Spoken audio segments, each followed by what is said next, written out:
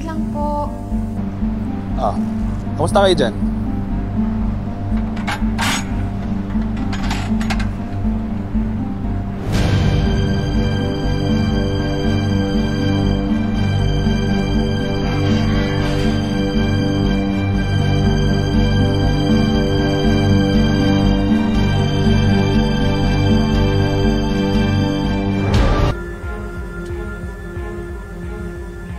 Sino yun?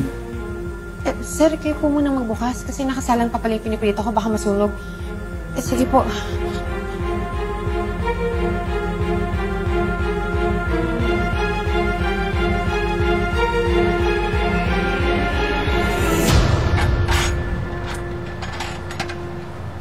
Oh, sino ka? Anong bang pwede kong itulong sa'yo?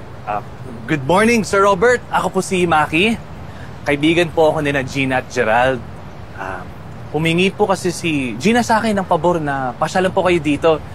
Medyo worried na kasi si Gina dahil hindi daw po kayo nagre-reply tsaka nagte-text sa kanya.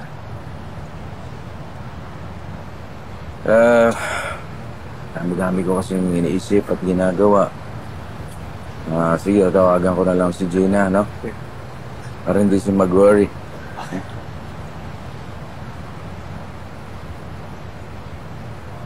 Meron ba akong pwedeng tulong? Ano pa ba kailangan mo? Wala po, sir.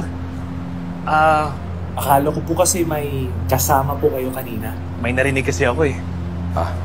Kaibigan ko.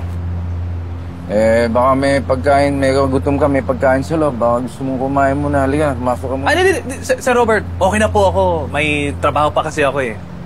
Sige po, balitaan ko na lang po sila Gina. Sigurado ka? Ako. Sige. Sige po.